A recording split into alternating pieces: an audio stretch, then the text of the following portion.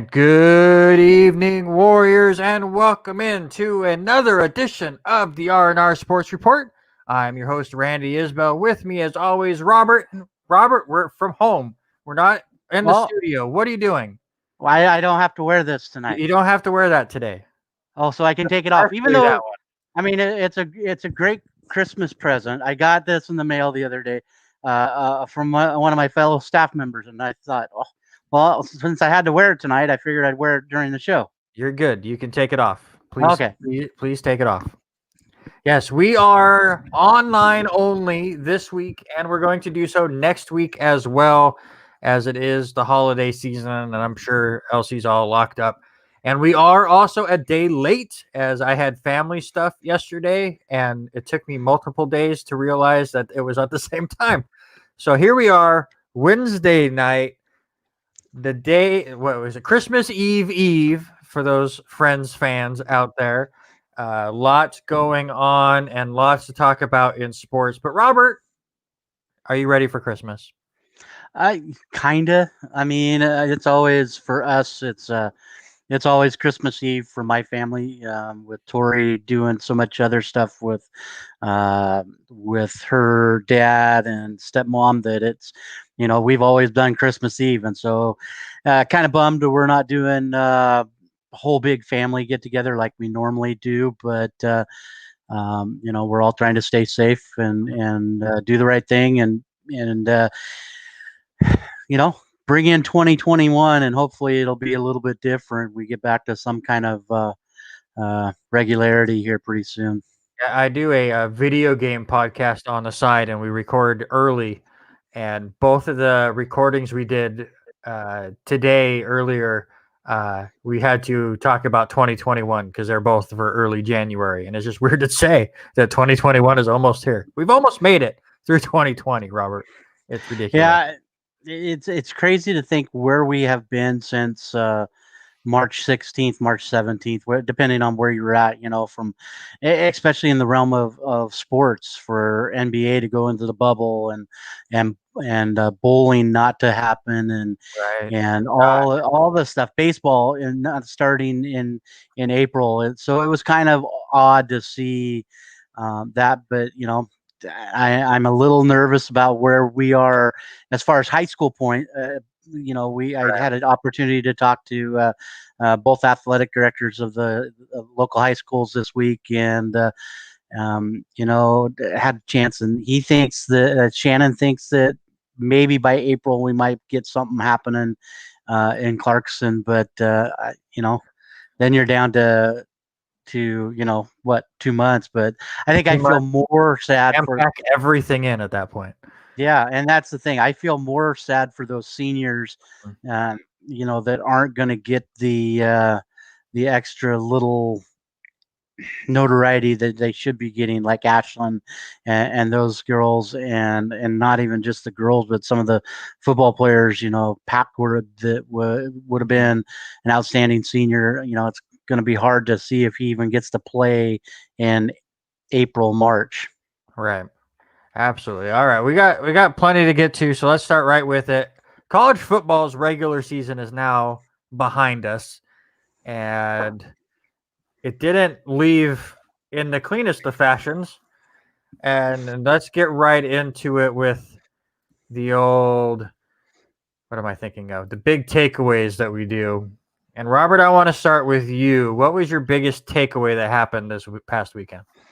You know me. I've been on their bandwagon all year from probably week 2, and that's Cincinnati. Cincinnati stays perfect against Tulsa.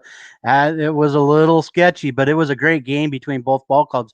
That game had been canceled, and they finally got played. But to watch Cincinnati come back and get that field goal with 3 seconds left after Tulsa had drove down the field and hit that game-tying touchdown with 3 minutes left. So Cincinnati, I mean, I think they're one of those teams that should have easily made it into the playoffs, and now they're on the outside. Which word gets said more in this episode, playoffs or COVID? Are you talking this segment? Let's talk segment area The maybe. first half This, hour of the show. I'm gonna say playoffs, Probably. playoffs, Right. because I am so frustrated with what Yeah, happens. we will get to that. Cincinnati is going to take on number 9 Georgia on January 1st in the Peach Bowl. So they ended up with a pretty good bowl. So happy for them. My first takeaway is just the ridiculousness of Pac-12, and with again COVID situations, Oregon having to step into the Pac-12 championship game against USC when they definitely did not deserve to be in that game. But who was it? Was it Washington that was supposed to be in that game? Yeah, Washington. Washington ends up not being able to play in that game due to COVID issues, so they get pulled. So instead of just canceling the Pac-12 championship, you got to have a championship game. They throw Oregon in there, and Oregon comes away with the victory. So they are your Pac-12 champions at 4-2, 3-2 in the conference. They were 2-2 in the conference going into the game. And Oregon looked so much better than USC that night. I mean, it didn't matter what was going on. In all three phases of the game, they just outplayed USC. Slovis with 3 interceptions for the Trojans struggled. Ducks did win that one 31-24. It wasn't a pretty game. It wasn't a game that I enjoyed watching that much of. It did not look like a championship game, especially for a top 5 conference like the Pac-12. It looked like I was watching Conference USA, which Cincinnati had a far better game than Oregon and USC. Mm-hmm. So just a mess. And USC had that outside what I love, and we're getting into the playoffs and the top 4, is we talked last week how they only dropped Florida down 1 rank. So you had that intrigue of if Florida beats Alabama, can they make the playoffs? USC was like 13th or 14th, but everywhere you went, whether it was Fox Sports or ESPN, anytime they talked about playoff contenders, they always had USC in there with like a 20% chance. They had a 0% chance. I don't care if they beat Oregon 58-0. They were never going to make the college playoffs. And you looked at some of their games; it was the last second scores. Yeah. And you look at their first game they played, they get a lucky tip for a touchdown with 2 minutes left, and end up winning that game. I mean, they didn't play a strong schedule or a strong enough teams to put them out of the the 11 to 20 range. Right. I think that's where they deserve to be, is between like 11 and 20, but they're nowhere in that 20% being in the top side. No, USC in every game except maybe WSU. I think they blew out WSU from the get-go, if I remember right. But every other game, they were either trailing or in a dogfight at halftime, if not the fourth quarter. And so they were just never looked dominant, and it showed as they go down to Oregon and lose, and that goes on. So, all right, let's get to your second takeaway, sir. I think it's more funny, and it wasn't what happened on Saturday, but what happened on Monday, is Dabo Swinney ranks OSU at number 11. Wrong. So wrong. Oh yeah, but how do you take a conference and let them bend the rules after they were very clear at the beginning? You have to have 6 games to even be considered to play in the conference playoffs. No, and then they're going to. I'm not saying. I think Ohio is definitely in the top 10, but look at some of these teams like Cincinnati and the other teams that that aren't getting as much notoriety, and they played a heck of a lot better. I mean, I would put Texas A&M over them right now, but if you put them head to head playing in a game, do you think OSU wins? Yeah, I think OSU is probably, but how can you go and bend the rules and change the rules after you already said it? And I understand it. It's the C word that we have to be adaptable for it. Yeah, those were the rules that they made up before the beginning of the season, and I'm with you. They should have stuck with it. Ohio State should not have been in the Big Ten championship game. It should have been Indiana. But you know what? Ohio State would have had a tougher competition against Iowa than they had against Northwestern. Northwestern's a great defensive team, and it showed when they played Ohio State. It was a low-scoring game, and Ohio State was able to pull away. What was it, 28-10, I think. But Iowa's been ridiculous over the last month or two. And I think they go out and they take on Wisconsin, does Iowa, in that, because everyone in the Big Ten played that week. And they beat Wisconsin 28-7. Well, I guess, excuse me, they got canceled against Michigan on that week that they were supposed to play. But they crushed Wisconsin, who's a pretty good team. And I think they would have been a really tough out for Ohio State. And even if Ohio State's not in your Big Ten championship game and they go out and they beat Ohio, I think they're still one of the top 4 teams. I understand everyone looks at it, oh, they're 6-0. They played 6 games. A lot of that's not of their doing. Some of it was. They had their own COVID issues at their school, and at least one of their games was canceled because of it, if not 2.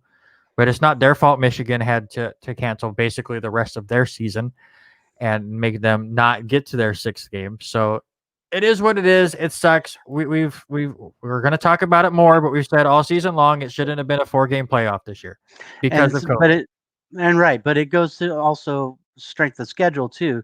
You can't tell me and look at their schedule that it was a schedule that would have, if they would have played big teams. They played Nebraska. Yeah, blew out Nebraska 52-17. They did play Penn State. Penn State is not who they have been in the past years. They played Rutgers. Their game against Maryland was canceled. They played probably the best game of the college of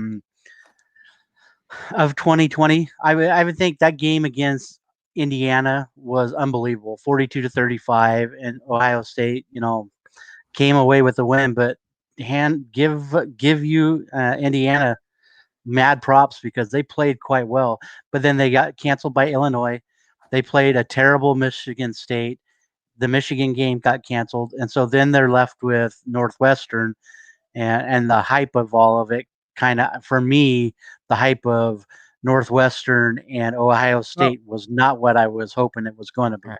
Well, let me play devil's advocate here, and I just pulled up the Texas A&M schedule, and obviously, part of the reason why Ohio State only played 6 games is because the Big Ten started much later than the SEC. They were going to just play in the spring, and then when they realized, nope, things are going to just play as normal, and they were getting some of the research done about whether long-term issues with COVID and whatever excuse they wanted to make. They decided to play now, and they rushed their schedule together. But you look at Texas A&M, and they started their season great. They got blown out by Alabama, and then they won a great game against Florida, who is also in the playoff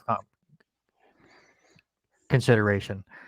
But then you look at the 8 weeks that the SEC and the Big Ten played at the same time.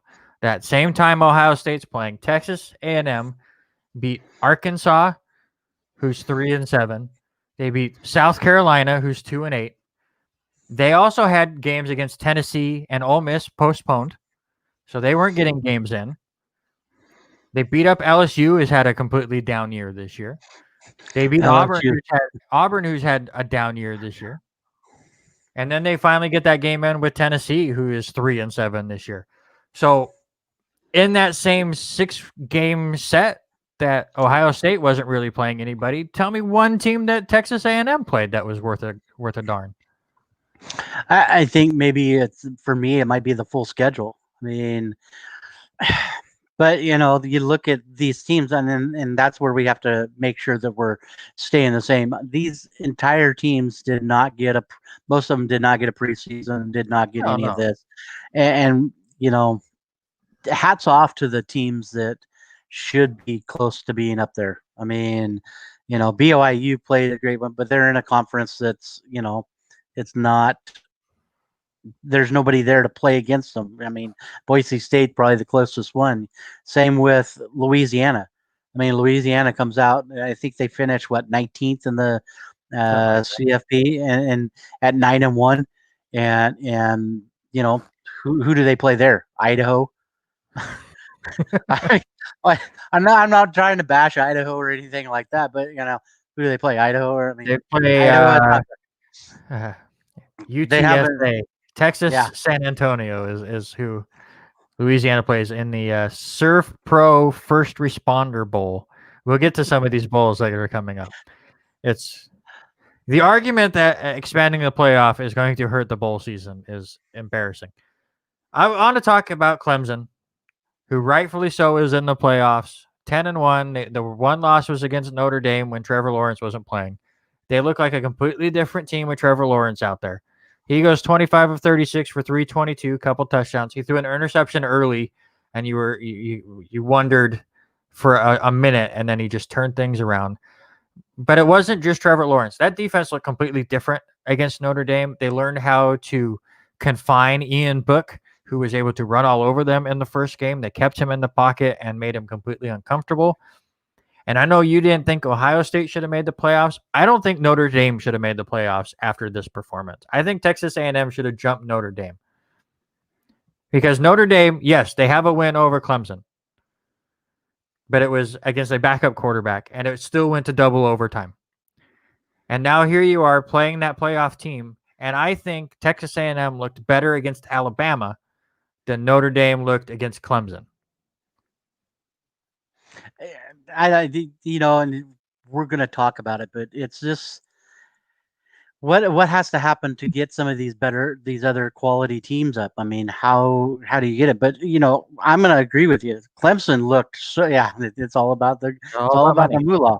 Yeah, but you're exactly right. Clemson looked a lot more dominant there Saturday than they had even looked, even with some of the other games they played. That they knew they had to come out and basically handle business to secure that number 2 spot. I don't think they were going to get up into the number 1 against with Bama being Bama there. deserves number 1.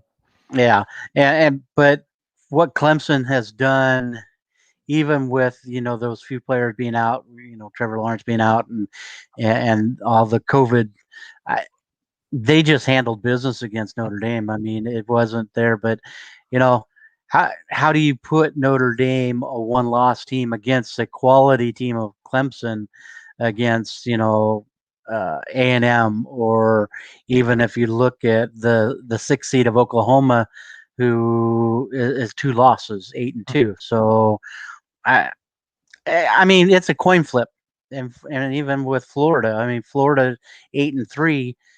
Do you think Florida played better than Oklahoma? I mean, it just kind of depends.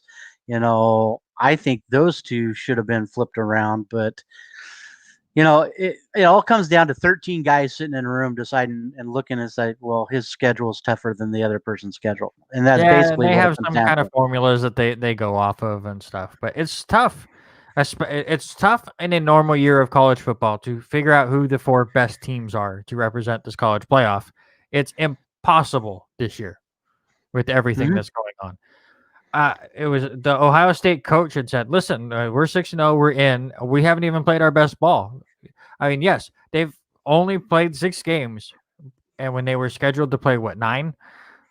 But how do you think that affects them when they're getting their games canceled and they can't keep a normal schedule going and they can't get into that routine that you normally get in college football, especially by the time you get into the conference or your conference play?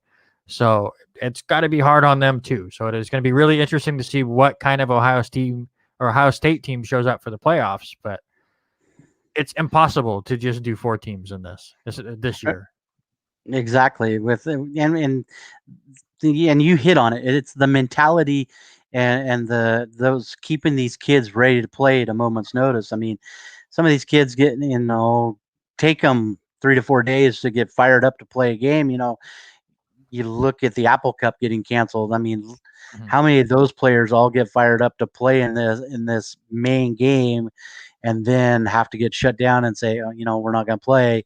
I mean, how does that affect them throughout the rest of the year? Even because WSU played a couple more games after the cancellation happened, and I'm sorry, they did not look good at all against Utah this Saturday. And how much of that is to the mentality side of the game? Right. Absolutely. So let's look at those college playoffs. We've talked about them enough.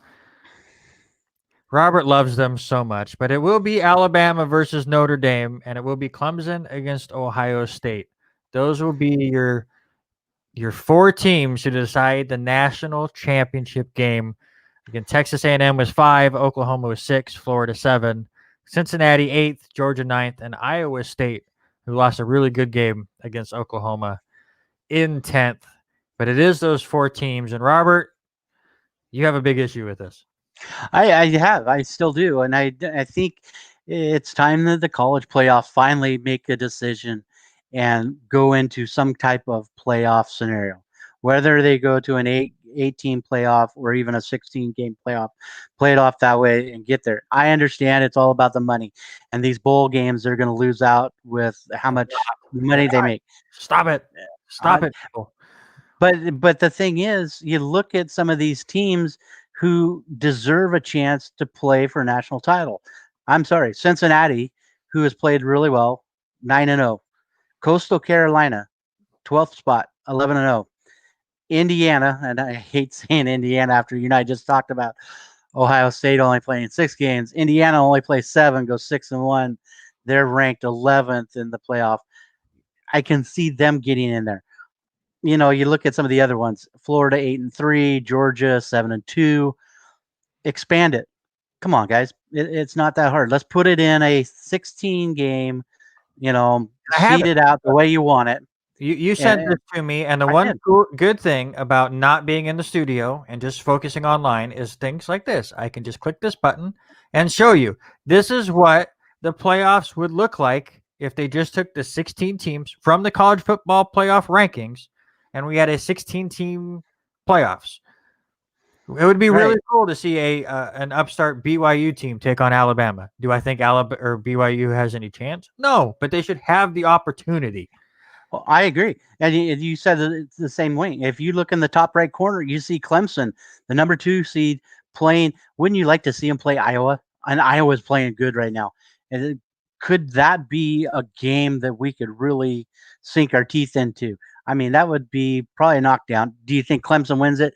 Probably, yes. They'll end up winning it by a touchdown at least. But tell me, ratings, TV ratings would be unbelievable to watch a game like that. And you can just use these other bowls that they would have been in. So we have the Cheez-It Bowl on Tuesday, which is Oklahoma State and Miami. Are you telling me that you would rather not just move that game to something else, or those 2 teams to somewhere else, and the Cheez-It Bowl be between Notre Dame and North Carolina for a chance to move on to the second round of the playoffs?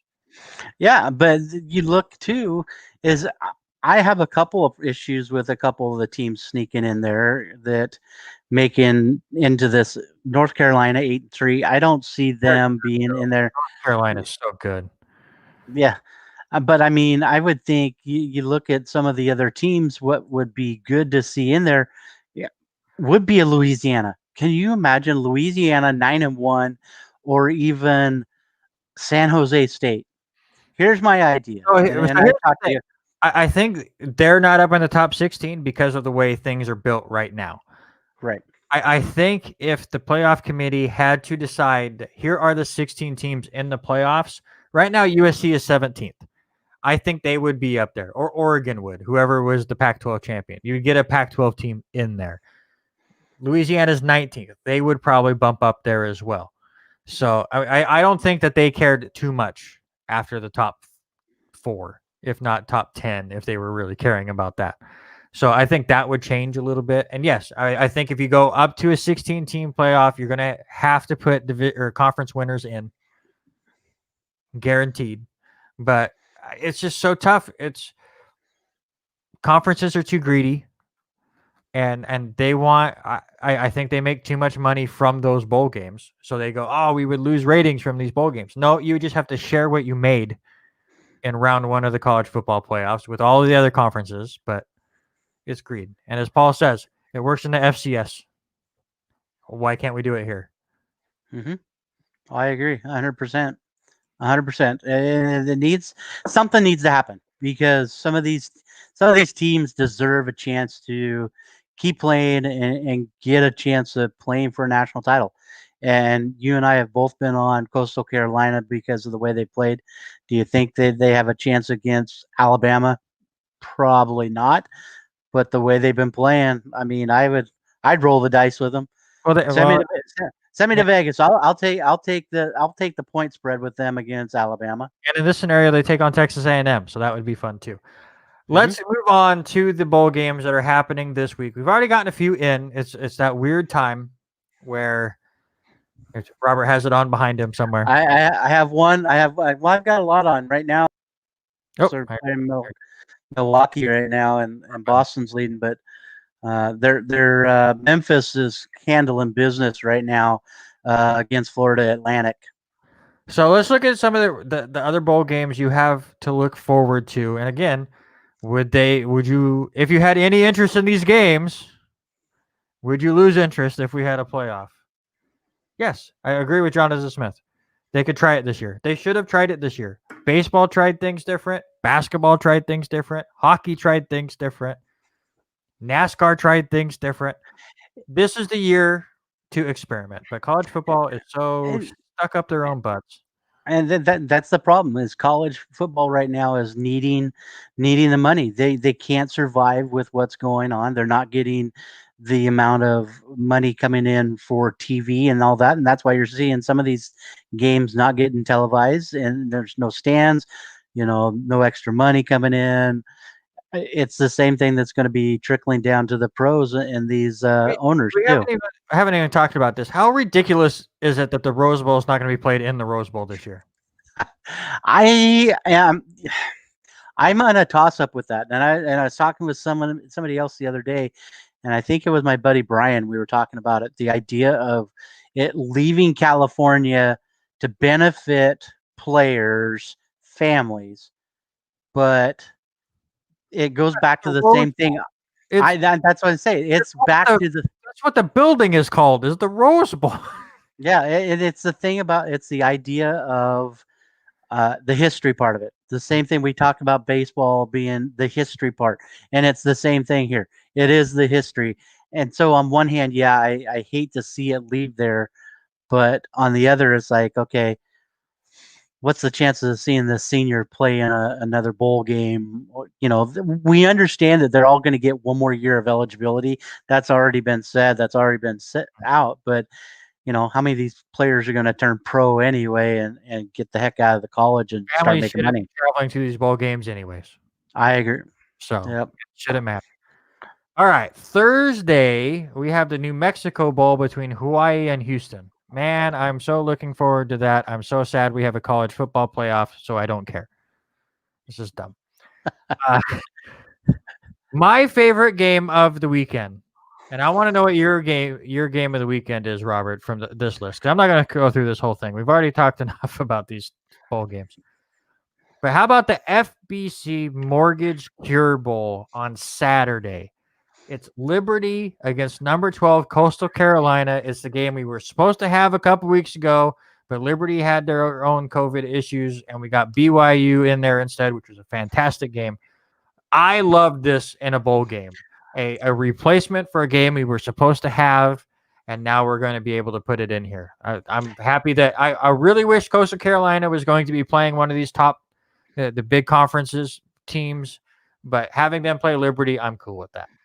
I think that is, and it's in my game of the weekend. I think Florida Coastal is probably the game. I'm going to say, bring me my popcorn since I'm starting my diet on the 2nd. Bring me all the beer and the popcorn because I'm going to sit and watch this game with great the beer part of the diet? Well, I got to cut it out. I'm going all no carb. I'm going no carb, so I got to get rid of all that stuff. We're clearing out the cabinets. No more pasta, no more rice, and it's killing me. And to answer your question, Paul threw up a great question.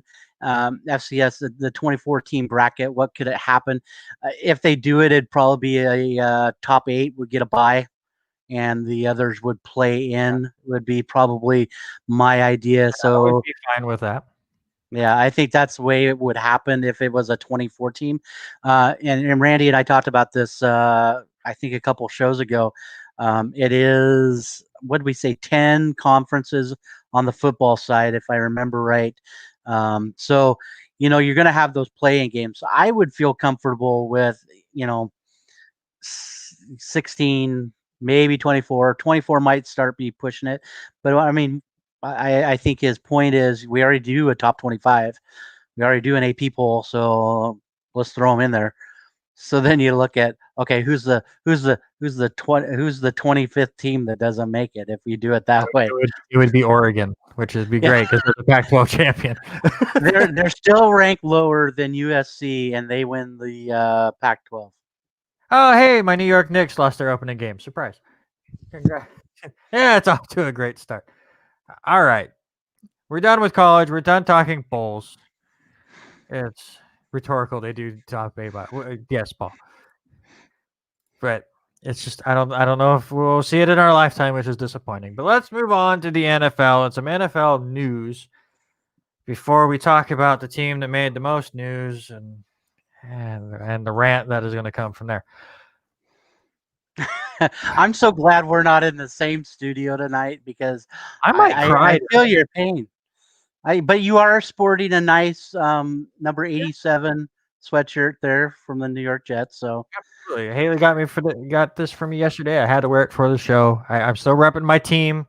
I'm not a free agent yet. Adam Gase is hopefully gone at the end of the season. You know, our buddy Corey and I talked about that on Sunday. We were trying to figure out which team you would jump ship for next year. If I'm going to go all in on this, and I hate doing this because I've been a Jets fan for as long as I can remember. I've been a Knicks fan for as long as I remember. I've dealt with all sorts of hardship. But if Adam Gase stays on and I just run with this and let's just have fun with it, I'm doing full on, give me a bucket with balls in it. I'll just pick it out of the bucket and that's my new team. And I kind of like our fantasy draft we had that one time. You just pull it out of the bucket. As long as we keep the Ravens and the Seahawks out of the bucket, I'm cool. Wow. We can do elimination. We can do elimination style. This team is lucky enough not to have me as their fan because I am a bad luck charm.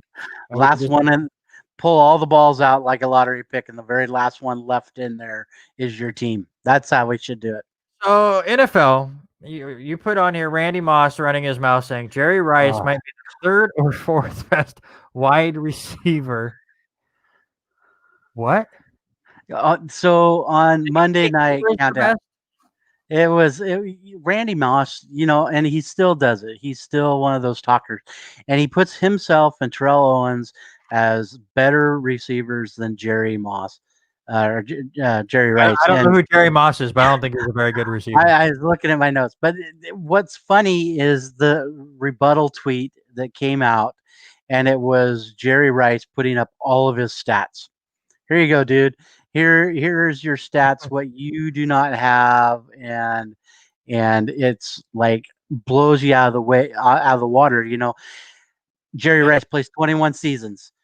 Moss only 14, almost another 600 yards rushing, almost 8,000 more yards catching, 30 more touchdowns, 3 Super Bowls. Come on, dude. Randy Moss needs to shut his trap and give the GOAT his due. I think Randy Moss is the better big play receiver than Jerry Rice. Jerry Rice was a lot more consistent than Randy Moss was. But I will say this, Jerry Rice, I'm going to be that get off my lawn old man moment right here. But Jerry Rice played in a time where defenders could put your hands on you.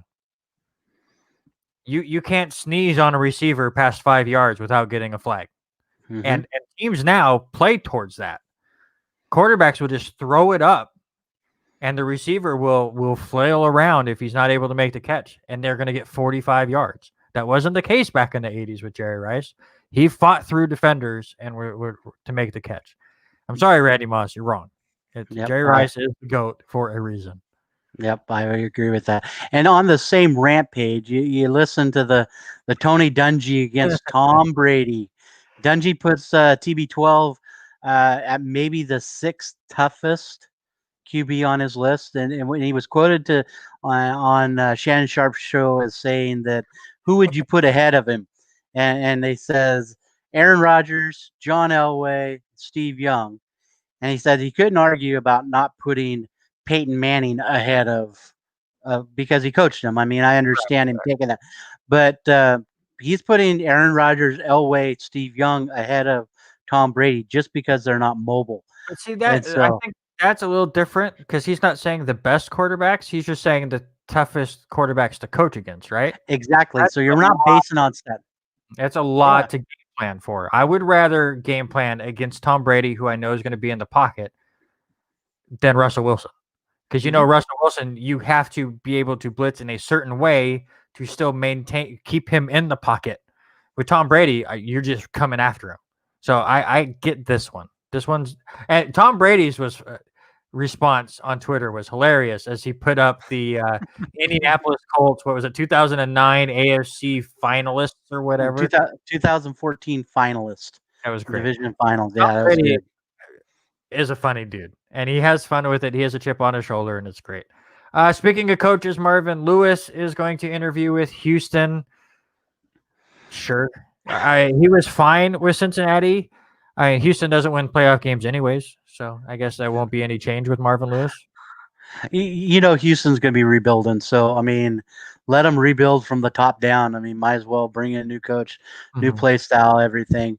Do you keep Romeo there to run defense? What is he now? Almost 115 years old. Man, that defense has been pretty bad, so no, it just hasn't worked. And I think JJ's gone too. I mean, Yeah, he has to probably. be gone. Let's quick fire some of these because we are running way late on this. Dwayne Haskins gets fined $40,000 because he was caught at a strip club with no mask. I was defending you, Dwayne Haskins. I wanted you to be the starting quarterback until Alex Smith came back. Dude, this is why they benched you. You're not very smart. Josh Rosen, up from the practice squad from Tampa Bay, gets signed with the 49ers because CJ Beathard is the quarterback for San Francisco, and that's all you got. So might as well. I still hate myself for thinking that Josh Rosen was the second best quarterback in that draft. That's who I wanted the Jets to draft until the Cleveland Browns selected Baker Mayfield and let Sam Darnold drop. And wow. Actually, you know what? I still wish that would have happened. The Jets would still have the number 1 pick right now. Yeah, that'd be true. That would be very true. Uh, Seattle Seahawks. Oh, brother, how many times would this guy have to get given a second chance? You and I have talked. We always got to give somebody a second chance. I am so on board to give people second chances, but now Josh Gordon out indefinitely. Sorry, Rob Nye, your boy is not going to probably play this year. He was conditionally reinstated on the 3rd. He can still be around the team, just can't practice or play. Sorry, dude. How many more chances do you get? I feel bad. I mean, obviously he's going through a lot, and it's something he's just he's trying his best to overcome, and he's just unable to do it.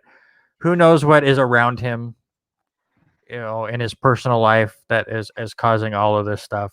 Like, I don't want to rag on this guy anymore. I've done it enough over the years on different podcasts and stuff. At this point, it's getting to this just being sad. Yeah, he's got to find some help and get it very soon. And some really sad news coming out of the NFL this week, and a guy that I know our buddy Mike Mitchell loved watching. I love this early man. years, Not even and for I did too. I mean, not for football reasons. He was a wrestler too for a little He bit. wrestled. Hall of Famer linebacker Kevin Green passed away this last week. Still not saying a cause of death yet. The 5-time Pro Bowler, 2-time All-Pro. Steelers, played for the Steelers, played for the Rams, the Panthers, 49ers. I think the couple of stats that I saw on him, he played 228 games and had 160 sacks and over 730 tackles. So Absolutely great. heck of, yeah, great And player. he was in the first WrestleMania that I ever watched. He was part of the Lawrence Taylor team at WrestleMania 11. Part of that, the LT team, is Lawrence Taylor took on Bam Bam Bigelow. There you go. There's your wrestling talk on the show. Get that in. All right, let's talk Week 15. Let's get this going. And usually we do 3 big takeaways. We're running long, so just give me 2. I need your 2 takeaways from Week 15 there, Robert. I'm gonna say everybody's been dogging on Pittsburgh, so I'm gonna get off that train today because we know Ben's out of it. But Jalen Hurts, I'm sorry, Jalen Hurts should be the starter for the remainder of the year and next year. I mean, crybaby Wentz. I mean, he's throwing a fit because he thinks he's deserved that starting job. I don't think so. If you look at how those guys are playing behind him, even though that offensive line really does need a lot of help, Jalen Hurts is the future of that team. Yes. And he's the perfect fit for that team with how bad that offensive line is. Mm-hmm. He's able to still be able to create things when Carson Wentz, who is a decently mobile quarterback, just is not able to escape that kind of a pressure. And it's working for them right now. Jalen Hurts looks fantastic, which is still kind of surprising to me. So who's going to pick up his $25 million contract that's still owed, or does he sit on the bench and pout and whine? The Jets just lost the number 1 pick, so I mean, might as well just trade everything away for Carson Wentz. I mean, that's just something that they would do, right? Mm-hmm. I don't know. And for me, the other one, it's got to be the feel-good story. Rigberto Sanchez comes back after missing 3 weeks, having that surgery, and has 2 big punts, 47-yarder and a 44-yarder, and plus did some kickoff duty for the Colts. It was great to see him back in action after only missing 3 weeks. 3 weeks from cancer surgery. Absolutely cool. And it's just a fantastic story and really good to see. My takeaways is I'm starting to be very worried about the Kansas City Chiefs. And it probably might come back and bite me in the butt. And my buddy Robert Taylor is going to make fun of me the whole time for saying this. And because they're a team that can just turn things on and off whenever they want. But they have now set a NFL record with their 6th straight win by 6 points or less. And it's not all teams that, I mean, yes, it was New Orleans, who with a Drew Brees, who's just come back from injury, was a little rusty, but started getting things going. Miami was a tough game last week. That's a playoff team. But, I mean, the Raiders have struggled in there. The Panthers are not a very good team. The Broncos are terrible. And none of them were they able to outscore by more than 6 points with an offense that still looked so mediocre on Sunday against the Saints and still put up 32 points. That is a scary thing about the Chiefs. I saw a stat that the Chiefs' yards per play on Sunday were lower than the New York Jets all season long. And they still find a way to get 32 points. But in the playoffs, you can't let these teams stay in. Now, yes, they were down 24-0 against Houston and came back. They were down against Tennessee and came back. They were down in the Super Bowl and came back. But it could come back the exact opposite way. You let some of these teams like Cleveland or Tennessee or Buffalo stay in a playoff game, you could get ousted really quick. So the only game that really concerns me with him and Patrick Mahomes would probably be this week coming up. I mean, Matty Ice has been such a roller coaster, and look at what he does against big name people. He gets out to a big lead, and then his team kind of just falls totally apart. He didn't have Julio Jones this week, but does Atlanta give Patrick Mahomes a little bit of a game this week? Well, maybe the offense, because the defense has struggled, but Mahomes is going to put up crazy numbers. That Atlanta defense, while improved, is still terrible. And they're not the worst in the league right now, but they are one of the worst in the league right now. And I don't think they're going to have any troubles going 15-1. I'm just saying I'm worried a little bit in the playoffs. But as Rob Nye says, winners find a way, and they do. That team's fantastic. They're still number 1 in my power ranking. Spoiler alert. I'm just a little worried. All right, let's get to it. All right. My Jets and the worst win in Jets history. They have outplayed their opponent in 2 of the 3 weeks. They should have beat the Raiders, and they beat the Rams, even though it didn't look like they were going to. Unfortunately, a New York Jet was rude and got himself held on a Cam Akers touchdown that would have gave the Rams the lead and messed this whole thing up. But no, in seriousness, I'm very happy for the players. I'm very happy for the coaches. You don't want to go 0-16. You don't want Frank Gore in his final season in the NFL to go 0-16. So for the players and the coaches, I'm happy because obviously they're trying as hard as they can. They're not out there getting blown out. Seattle blew them out, but they're playing really hard. Their games are more enjoyable to watch than Jacksonville. Jacksonville is just getting punted every week. And that's what bugs me the most is everyone's like, see, Trevor Lawrence is now happy. He doesn't have to go to New York. Jacksonville's worse. Jacksonville is a worse team than the Jets. I'm sorry. The Jets have a very young offensive line. I want to say 4 of the 5 starting spots on their offensive line all year have been new incoming players. 3 of them were drafted. Their defense is getting better. Joe Douglas actually knows what he's doing. That was just, he had a great first draft this last offseason. So give him time. If I'm Trevor Lawrence, I would rather go to New York than Jacksonville, who has James Robinson and a defense that are all on the outs. I mean, that defense was good a few years ago. I mean, Saxonville was 3-4 seasons ago now. So I would much rather go to New York than Jacksonville. But man, my Facebook blew up. I was nice.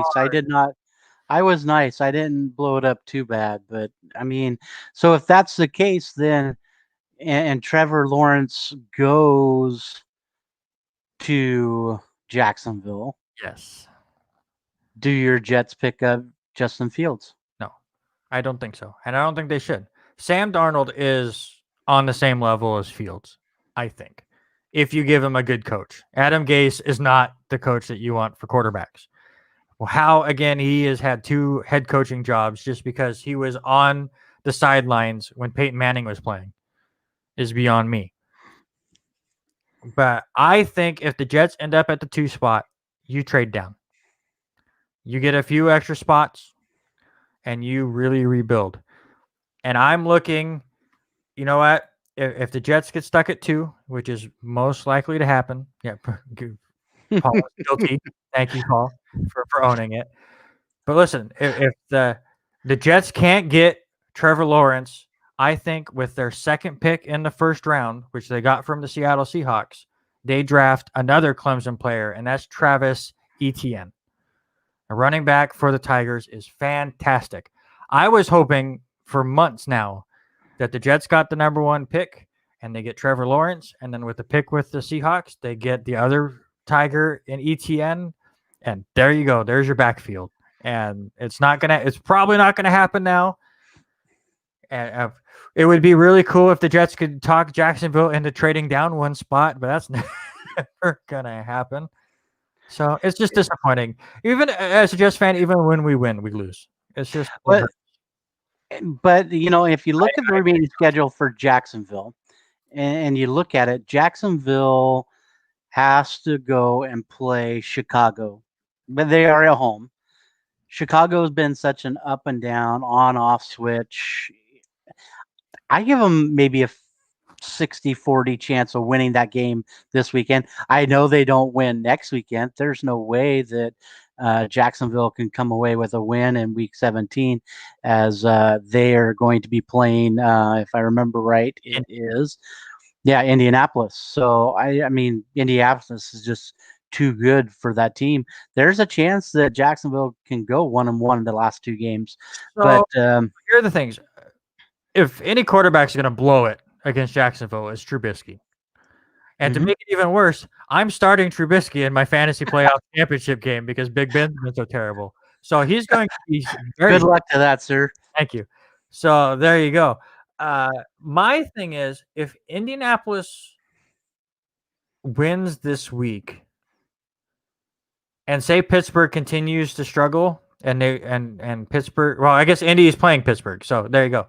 So I think if Indy beats Pittsburgh and Cleveland wins, is Indy almost locked in the 5 spot because Pittsburgh and Cleveland play Week 17, and the loser obviously is not going to keep up with Indy's record.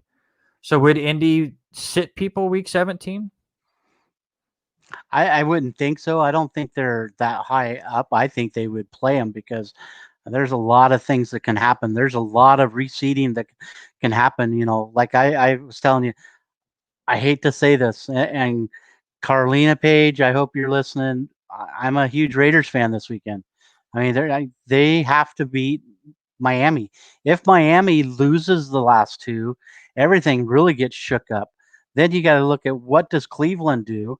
Cleveland, who has been playing unbelievable this year, the two-headed monster between Hunt and Chubb has just been tough. I know I would not want to go into the playoffs playing them right away, and I think there's a lot of shuffling that can still happen, and not knowing what Tennessee does. I mean, Tennessee has to play Green Bay this You're weekend right. I mean, at they can still win the division. You're right. at the Frozen Tundra on Sunday night, which is going to be one of the other key matchups this weekend. But it's still up in the air. A lot of things can happen in the AFC. No, you're right. If Indy wins this week, they're still in the hunt for the AFC South. So of course they're not going to sit people because then you can get a home game. I was just looking at the wild card picture right here, and I totally forgot about Tennessee still being with the same And record. that's So and that's all I can hope for. And I mean, I got to hope that Miami can falter over the next 2 weeks. And if that happens, we'll get one loss out of them. We're good, and things get moved up. I mean, as Miami plays Buffalo in Week 17. So, but you look at Josh Calkins' comment, and this is for you. Does Sam Darnold need to be traded and get some new talent? he needs. I'm with him. Not trade Sam Darnold. I agree with him that the team needs to trade down and build a team around Sam Darnold. And they were starting to, and everyone's getting impatient because COVID happened and CJ Mosley's not playing, which would have really helped that defense. And Mims Raven. got hurt to start the season, and Breeman's been terrible and injured and on COVID, and the offense has not looked the way it was supposed to. Le'Veon Bell was a complete bust, which I think a lot of us saw coming. So yes, I think you build around Sam Darnold. If you can't get Trevor Lawrence, who again he's that one in a generation quarterback, everyone's saying. So if you can't get him, stick with Darnold, build a team around him, and you'll be fine. You still got 2 years left if they take his fifth-year option before you really have to give him a contract. So let's give him 2 more years now and see where we can go. But now it is time for those good old power rankings. And we got some interesting ones this week because once again, Mr. Hagan, and this is a top 5 power ranking segment, and you're trying to give me 6. We have done this. What? This is episode 12. I think you've done this half of our shows. Well, I want you to look at your notes because I wanted to do this too. Because I actually wanted to have 7. I really wanted to have 7 here because of the way things are going. My top 3 stays the same. Kansas City is still just too dominant right now. Green Bay is looking good. They've got a couple favorable matchups over the next 2 weeks. Buffalo, Josh Allen is really helping out that team. But I'm moving. Josh Allen in the MVP picture yet? I don't think so. I think it's still a 2-man race right now. I think it's between Aaron and Patrick for me right now. But if Tennessee is who my 4th is, if Tennessee can get a great game again out of Derrick Henry, I think you have to throw Derrick Henry in that conversation. They're just looking way too good, and I like what Tennessee has built there. So they got a great chance of making it another great run through the playoffs. And in the 5 spot, that's where things get a little shady for me. New Orleans, yeah, New Orleans didn't play all that well. Cleveland has had a couple rough weeks, but they still, like we talked about, the two-headed monster in Cleveland. And then I'm not trying to toot my horn as I'm not wearing any Ravens stuff tonight. I had my mask on earlier, but I got to put the Ravens back up there too in that top 7 area. I think any of those 3, New Orleans, Baltimore, and Cleveland, could be interchangeable in the 5, 6, and 7. You hear that, Rob Nye? He doesn't even have Seattle in the top 7. I don't. I mean, they're forcing Russell to run all over the place, and they haven't really got the ball to Metcalf and Lockett as much as I thought. And I watched some highlights there today, and Russell looks totally different in the first 7 games of the season than he has in the last 7 games. So, are they trying to save him for the playoffs? Is the offensive line struggling that much? There's a lot of things that can happen right there. I have Seattle probably in the top 10, but I just think these other 3 ball clubs right now, I would rather take them right over the Seahawks right away. I mean, Cleveland, double-headed monster in the backfield. Baltimore, Lamar is playing the way Lamar has played last year. I mean, so for me, it's got to be one of those 3 teams in the top 5. And I will say this one more about Seattle. If they lose to the Rams this weekend, after the Jets just beat the Rams, who I do think the Rams are going to come out playing their best ball. They're going to come back for revenge so much. But if the Rams are able to beat the Seahawks and the Jets beat the Rams, and Jets are just better than the Seahawks. I just think that's how that works, right? Right, and Goff has looked terrible the last. He doesn't look comfortable in the pocket. I feel bad for the receiving core there. With those guys, he just doesn't look comfortable to throw the ball right now. All right, so my top 5, I'm with you. This top 5 is so difficult right now, and I'm actually changing mine. I had Green Bay in here, but they're just missing something. They're kind of in that same thing with Kansas City, but they're not as good as far as I have trust in Kansas City. I don't really have trust in Green Bay right now. So my number 5 team is actually going to be a team you brought up, and that's the Cleveland Browns. And it is so weird to say to have the Cleveland Browns in your top 5, but that defense is pretty darn good. That running game with Chubb and Hunt is fantastic. And Baker Mayfield is not just managing games anymore, but he's making big plays. Ever since OBJ went down, Mayfield has been a different quarterback. And he and Landry have this great connection that we're seeing week in and week out. And they're playing a team this last Sunday night, and it was a kind of a boring game to watch because it just was everything was right in front of them.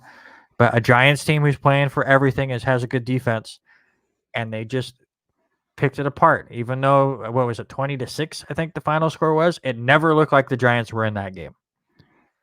I think Cleveland possibly could make a run in the playoffs. Number 4 for me is the Tennessee Titans. As I've just realized, I went very AFC heavy again, which is what we were doing when we first started this, but it's kind of shifted that way. But Tennessee, you brought it up. Derrick Henry's been fantastic. Ryan Tannehill continues just to play out of his skull. I mean, especially when you think about how he was playing in Miami, there's a different guy. He even had 2 rushing touchdowns for Tennessee. So I have Tennessee at 4. Buffalo is still at 3 for me. Josh Allen has been fantastic. I'm worried about the Diggs injury. They do get John Brown back either this week or next week, so that will help a little bit. Still worried that they don't really have much of a running game. But man, that team is fun to play. And I know New Orleans lost to Kansas City. And I know that they've struggled a little bit, and they've been knocked out of the number 1 seed in the NFC. But listen, you didn't have Drew Brees for weeks. Drew Brees did not look right here this week against Kansas City, and they were still able to keep the game close against the Chiefs. I think they are the best bet to win the NFC still. They're saving Michael Thomas now for the playoffs to try to get him healthy, as he's been dealing with his ankle stuff all season long. So give him a few weeks off, get Kamara rolling again. They're not a sexy team right now, but when it comes to playoff time, that's the team I would not want to play. And then, like you said, Kansas City is just too good. So they're stuck at my 1, and I don't think I can move them the whole rest of the regular season, even if they lost the last 2 games. And I think you're right on that. I don't know if I would put them where you've got them in the 2 spot, but New Orleans, you look at who they've got left. They've got Carolina in week 16, and they've got the struggling Minnesota. Do you let Breeze have another week or 2 off? If they win this week, they lock up the NFC South, and then you just let them rest because you're not going to catch Green Bay. No, Man. he And just there's only didn't one look bye good. week, so you go ahead, you clinch the NFC South, and then you let them rest up. What was it like? What did they say? 6 or 7 broken ribs Breeze had, and to come back, it's just ridiculous.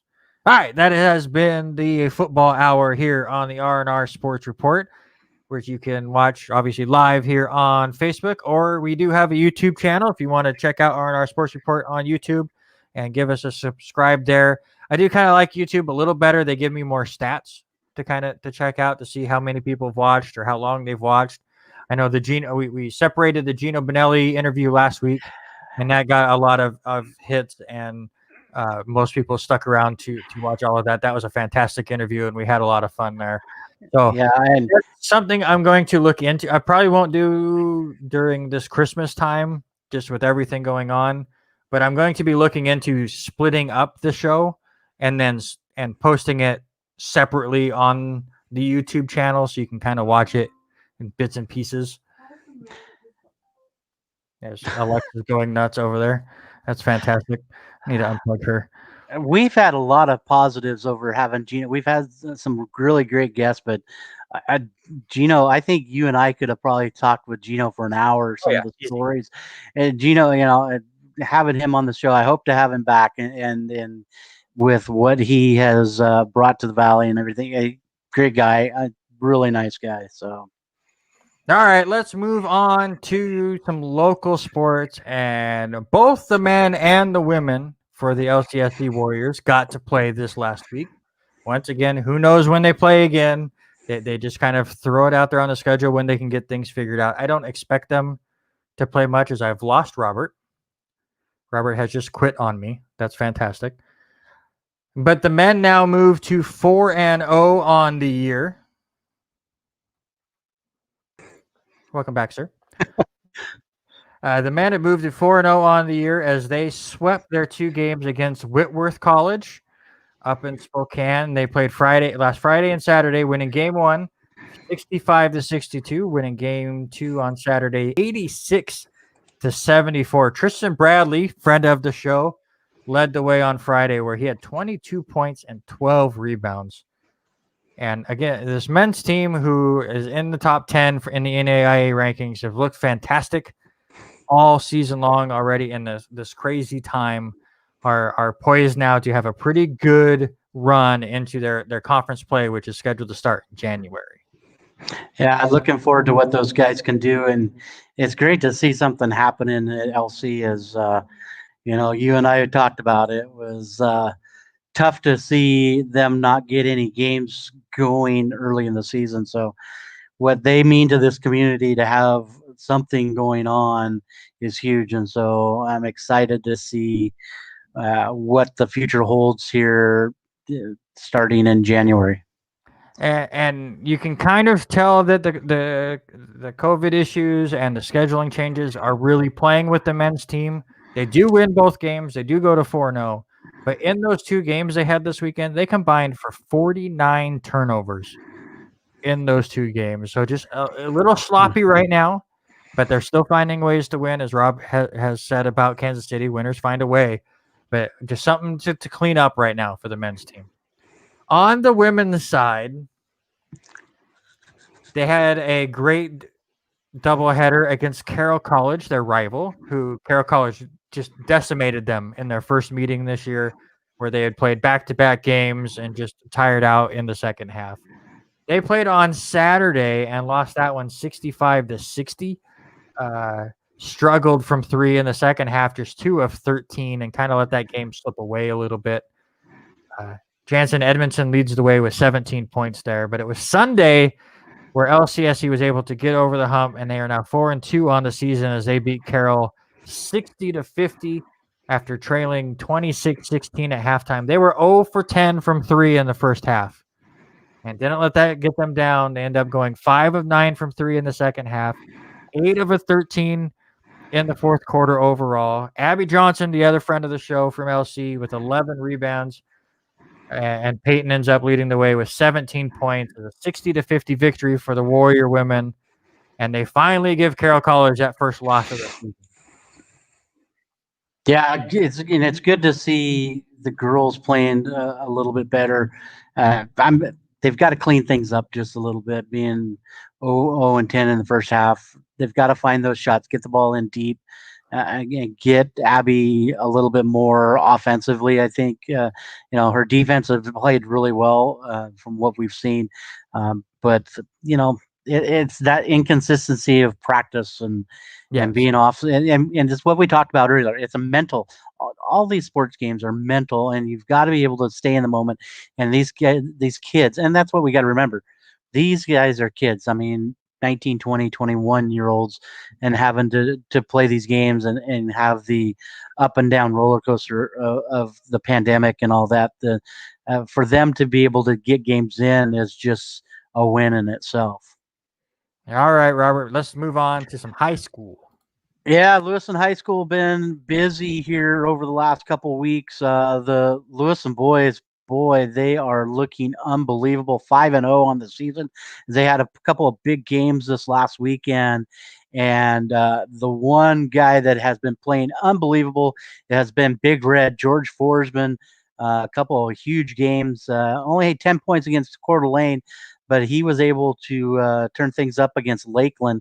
The boys won 52-43 over Coeur d'Alene back Tuesday night when we were at the station, and then on Saturday, Lewiston handled business, winning by 10 over Lakeland. But the big guy George Forsman, 26 points on Saturday with 8 rebounds, just looked unbelievable.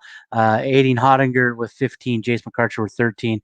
Again, the same thing is happening. Coach Jason Ulrich able to get the ball spread around to all these guys. Still have not seen any of Cruz Hepburn yet or Cash Lang, as they're still dealing with the injuries from football. So hopefully to see them after this Christmas break. They are traveling south as one thing you and I we talked about last week. It's sad that the Avista tournament is not happening this year. But the boys will be traveling down south to the Nampa area.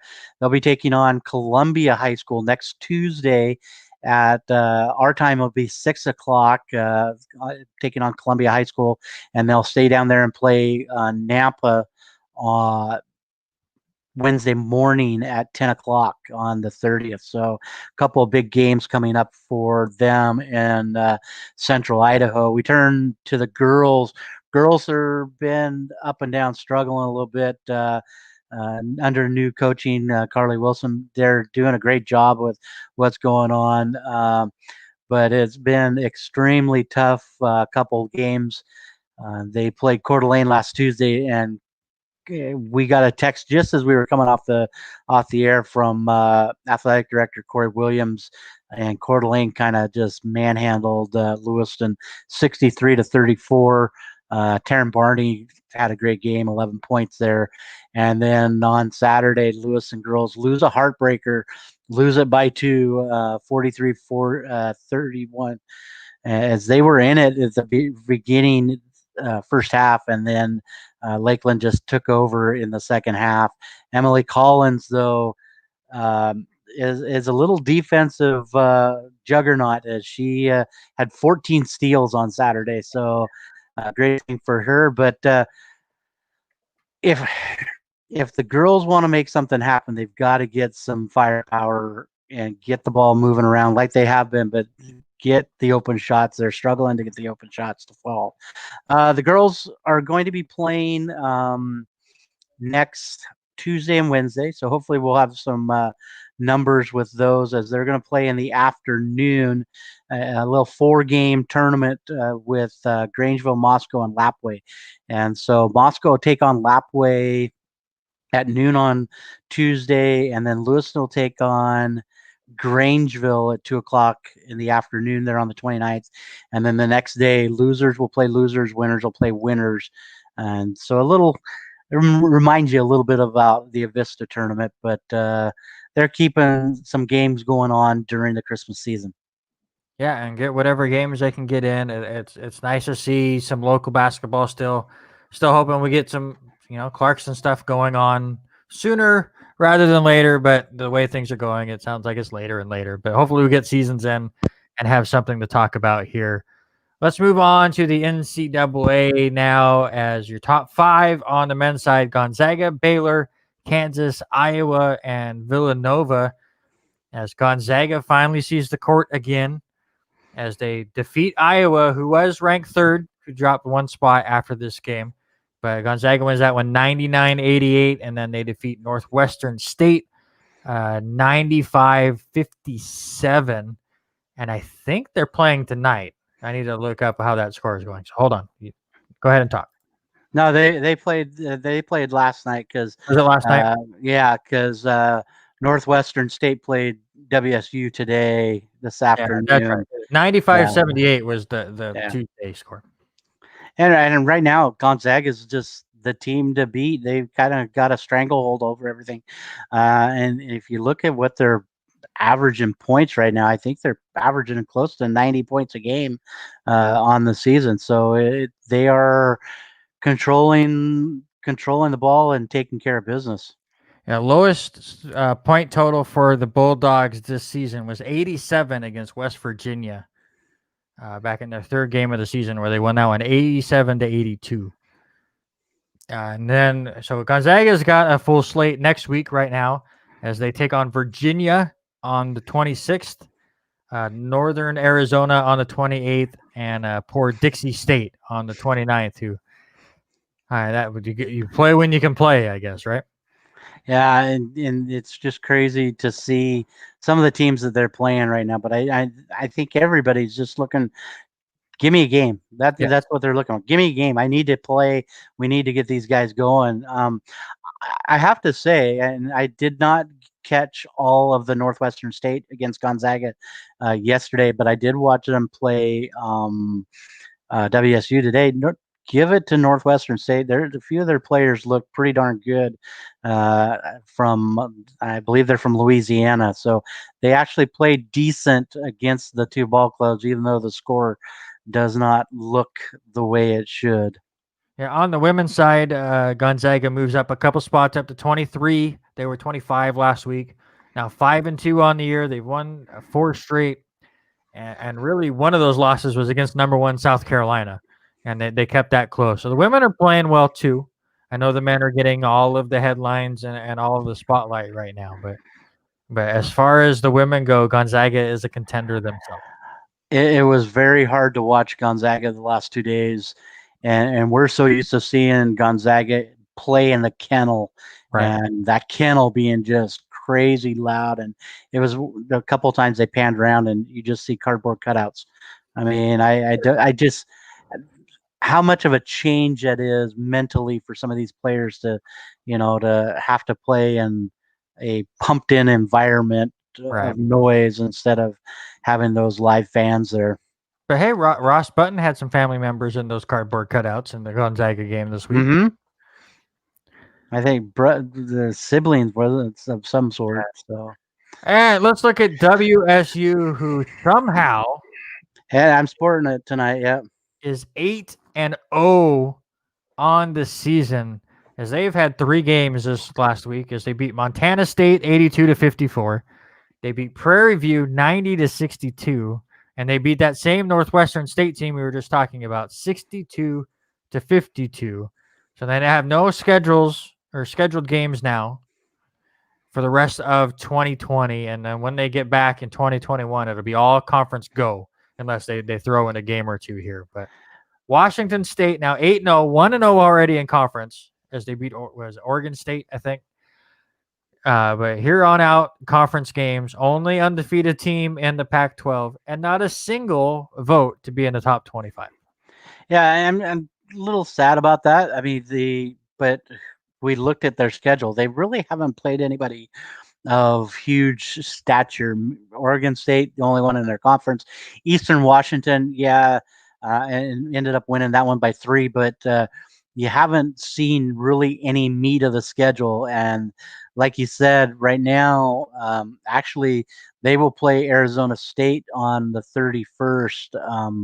Okay. It's a 1 p.m. game, so they'll get into Pac-12 play, and it's going to be 2 more games at home, and then they hit a 4-game road series. So it'll be tough as they'll host both Arizona teams Thursday and Saturday, respectively, and then they'll hit the road. But it was nice to see the Clarkson boy, Brandon Chatfield, get at least 3 minutes of playing time. He did get 2 points and a rebound today, offensive rebound today. So good to see him getting some time. But the one thing I'm impressed with is WSU is each one of the guys are pressing each other to play even harder.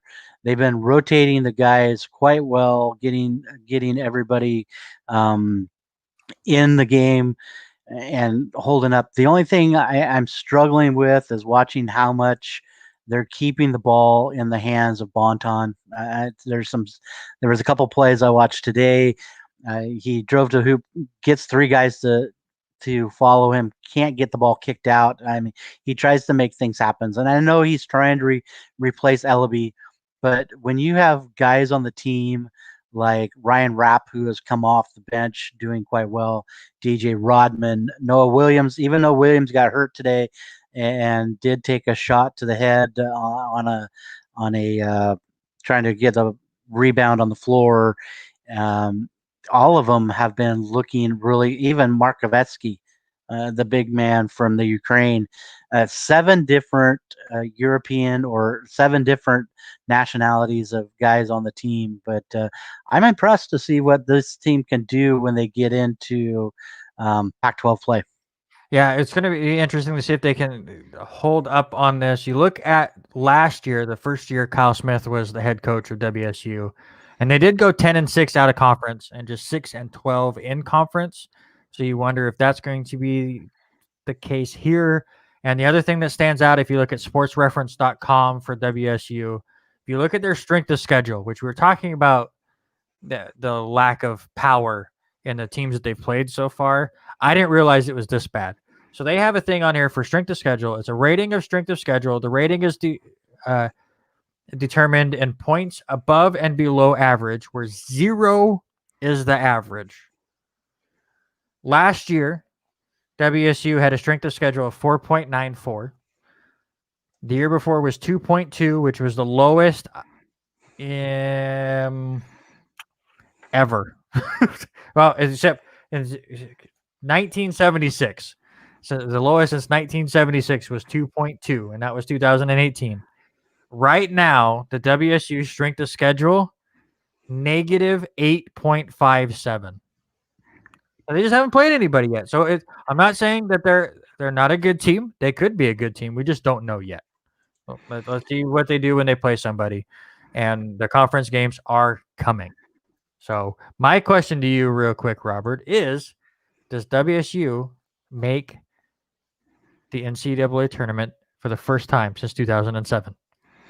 We've got a little bit to work to do, but everything we look at now, the rest of the way out, is all conference games. So really the only team that's in the conference rankings right now that's actually ranked, I believe, is Oregon. Everybody else is not ranked.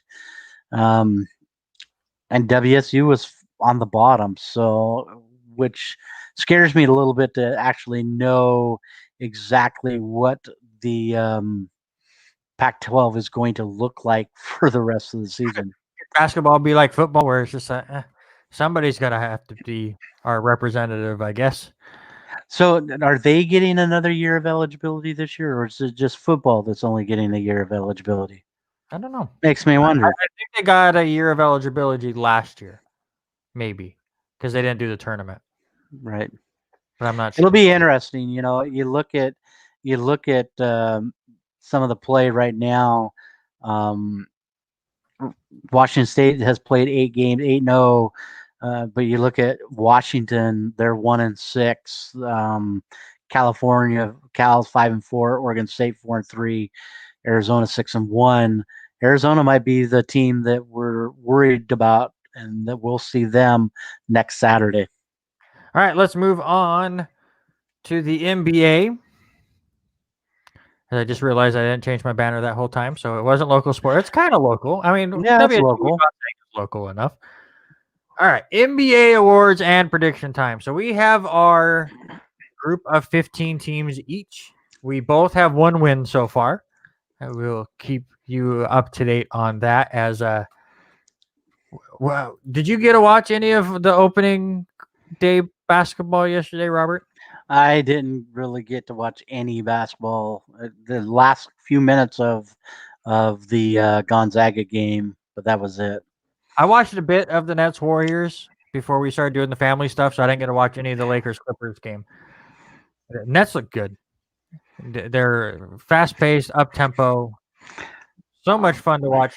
For somebody that is not a big fan of the NBA and kind of hates that style, they at least move the ball around a lot. It's not just ISO ball from what I was watching in the first half. And I'm cool with a team that can put up 125 points, but it's because of their ball movement and not just, hey, Kevin Durant is going to take this guy one-on-one, and the four of us are just going to stand around and watch him do it. Yeah, and that's kind of the reason I don't care for NBA as much as, but why we love, and I know you love it just as much. I'd rather watch high school basketball and Yes. watch those guys hit the floor trying to scrap it out for a rebound and dive for a loose ball. I mean, that's just the mentality. I mean, NBA now has gotten to the point where it's not, they're not doing that. And we've already had our first NBA game postponement. It didn't take long. The Houston Rockets do not have the required 8 players that are eligible to play, so their game is I forget even who they were playing now, but it is postponed. Okay, OKC. Okay. Yeah. Yeah, Yep. Thunder and Rockets will get postponed. And you heard part of the reason why, right? Go let us know. Oh, Mr. Harden, Mr. Harden, Mr. Harden, already not wearing his mask, failing protocol. Guess where he was at? He was at a strip club. Hanging There's out with people. Wayne Haskins. Yeah, probably. So I mean, Listen, James Harden just wants to play for the Rockets. It doesn't want to play for the Rockets so bad he will do whatever he can not to take the court. and I did, and I agree. But they're listening just before the start of the Boston game. I had it on NBA and listening to Shaq and Charles Barkley talk about it. But these guys made the adjustment last year going into the bubble that they had to wear masks. They had to do, if they wanted things to work, they made it known they had to follow the protocols. And now you get Harden that comes out, doesn't follow any of the protocols, nothing like that, you know, acting almost bigger than the team. And I hate to say it, I agreed with what Charles Barkley said. If you are not wearing your mask right now, you're just an idiot. It's not about you giving it to somebody. It's protecting yourself from the other people. That's the thing. I mean, that's where we're at. And I don't want to dwell on it, but that's where we're at. 9 months later, just do what everybody's doing. Let's get through this as much as we can. We're doing the best we can. Let's get through it. Stop. How we're still fighting this, I don't understand. Let's just get right into the NBA awards and our predictions. For two guys that don't really watch a ton of NBA, we're going to do our best. We're more baseball guys, we're more football guys. But this is a sports show. So we're obligated to throw in there that my regular season MVP prediction probably has zero chance. I looked up a bunch of different websites to see what they were picking, and I never saw this name once, but I'm still picking it. I'm saying Steph Curry will be your NBA MVP because if the Warriors, who did not look great yesterday, but if the Warriors somehow make the playoffs, it's going to be on the back of Steph Curry. I know Steph Curry right now is trying to get his team involved and is kind of taking a step back, but he's going to have to almost go James Harden and just take these games over. And if he can get in that hot streak, I know he's itching to play. He only played 4 or 5 games last season. So Steph Curry to me, if he can get the Warriors to be an 8 seed or a 7 seed, will be good enough for him to be the NBA MVP. Who do you got? Well, I'm getting into it too. I've got my Michael Jordan on, the GOAT, of all time. MVP. Yeah, I have Michael Jordan coming back. He's going to be the MVP of the league. No, actually, I'm looking. You and I've talked. The West is just way too strong, and I like the little bit of film that I watched over the last few days of Luka. I think Luka might be that that new brand, the new face of the NBA. I'm not saying LeBron is getting old and he's slowing down, but I think Luka might be that face that the NBA is looking for to take over, be the ball mover. He can score, he can shoot, he can play defense. I like what he can do. I'm excited to see what he can do for the Mavs. Yeah, all right, that's a pretty good pick, and I saw that in multiple places, so I'm okay with that. Give me your rookie of the year.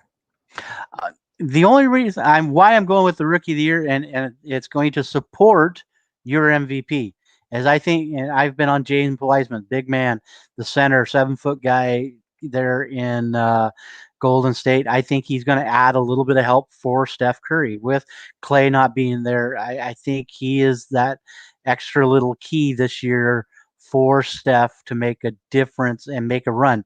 I don't think Golden State's going to be any higher than maybe top four. I think they're going to be in the 4, 5, 6 seed. I think, Maybe not uh, even. yeah, and but I think James is going to be that catalyst that Stefan is that's he needs to make his run and make a run for Golden State. So my pick is James Wiseman. All right, my pick for rookie of the year is Tyrese Halliburton, and only for the fact that once my mock draft prediction for the Knicks had already been taken, I wanted them to take Halliburton, and they didn't. So that's why for the Kings, I think Tyrese Halliburton will be your rookie of the year, just because that's what happens. Defensive player of the year, it's one of a few names, and you just kind of pick and choose which one decides to go nuts that year. I'm going Anthony Davis. And I know you're going a little different, but I can't disagree with it. Well, I kind of agree, but you and I talked. It's not NBA is not about defense, and so when you find a guy that is going to play hard defense, I think it's going to be one of those guys. And I agree with your Anthony Davis pick. I like Anthony Davis, but I tried with all of our picks to be different, and I Right. did it on purpose. I wanted to be different every one of our picks to see what happened. But I'm behind Giannis. Giannis signs a big deal to stay in Milwaukee. Right. When all these guys want to go and hit the big city, I like him staying in Milwaukee and being kind of that catalyst and hopefully being the main name in the Eastern Conference. So I like what he can do. I'm excited, and I didn't get a chance to see how he finished up here tonight, but as I had the game on, and now it looks like your wrestling's on my I, four quad. My I four can quad. tell you what Giannis did because I'm facing him in fantasy basketball, which I don't know how we got ticked into doing, but 35 points, 13 rebounds for Giannis. No. Just 2 blocks. What a bum. Yeah. Coach of the year, sir. What do you got? There's something about Van Gundy. That's the only reason. I like who you've got for your coach of the year, but I am excited to see what Steve Van Gundy can do for the ball club. Yeah, I mean that's a good pick. And I think we both picked new coaches. Well, new coaches to their team, but I'm taking Steve Nash in for his head coaching debut. It's a perfect spot with the Nets, and it's just whether people give Nash credit or not, or if they just go, "Oh, it's Durant and Irving." But it's going to be a fantastic team, and the way they looked on the opening night is great. I like the ball movement. I think Nash is a part of that, so I think Nash will end up winning Coach of the Year. But now it is time, sir. Give me your NBA Finals and who wins. Well, I went with both of my number one picks in our little fantasy draft. I had the pick in the Western side, so I took the Lakers. But like you just said, I'm going to take the Nets just because of Steve Nash and Kevin Durant, what they can do there in Brooklyn. I'm excited. I even texted you when I saw the picture of the floor. I love the layout of the floor. It's weird. Yeah, it's a nice looking place. And I'm excited to see what Brooklyn can do. Can they turn it around from the bad couple of years that they've had? I think they can, and I hope they do. So it was kind of a coin flip, but I went with the Nets. And I kind of went the same route as you, but I just went our first overall pick each. I took the Lakers over the Milwaukee Bucks in the finals. Give me LeBron versus Giannis. I think that would be fun. It's a little scary that we both took the Lakers now, so we just jinxed the hell out of them, and they're already 0-1.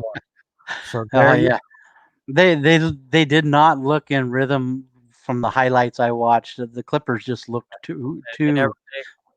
LeBron never has to early, and he'll just get things going. And the regular season means absolutely nothing for those top tier teams in the. Mhm. Let's shift gears and let's get it. I ranted a little bit.